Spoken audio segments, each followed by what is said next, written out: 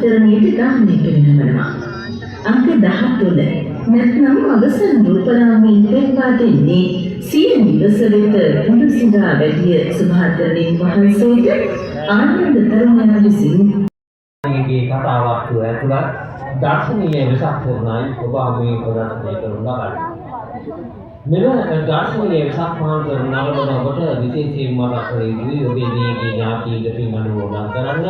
ඔබ යාදර බල ගුණවර පුංචි පුතාට පුංචි දුවට සෙත්තාස්රි ප්‍රාර්ථනා කරන්න. ඔබේ රත්තරන් අම්මට රත්තරන් තාත්තට නිදුක් නිරෝගී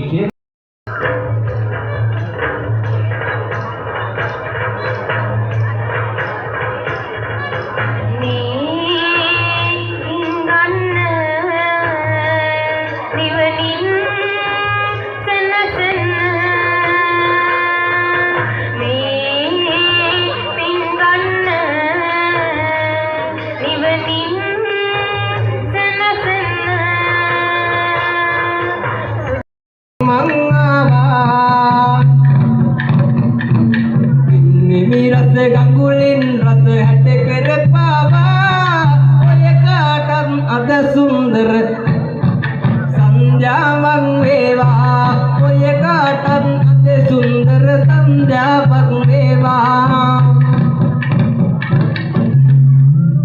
අතම ගෙවන රාත්‍රිය මම හිතන්නේ අපි සෑම දෙනාගේම හදවත තුළ පුදුමාකාර සතුටක් දැනෙනවා. මොකද අති විශාල මම හිතන්නේ වැතිමතුන් සංඛ්‍යාව මේ වන විටත් ඇවින මේ තොරණ බලලා යනවා. ඉතින් තවත් මම හිතන්නේ එලෙසම මේ සංඛ්‍යාව මම හිතන්නේ තවත් වැඩි දියුණු වේවි කියලා. මොකද රාත්‍රී 12 වෙනකම්ම මෙම තොරණ විවෘතව පවතිනවා. ඔයාලට බලන්න රාත්‍රී මධ්‍යම රාත්‍රී 12 වෙනකම් මේ තොරණ නැරඹීමට එන්න අපගේ මේ විහාරස්ථානයේ පුදබිමට ඇවිත් මේ තොරණ බලන්න ඒ වගේම අමතක කරන්නට එපා.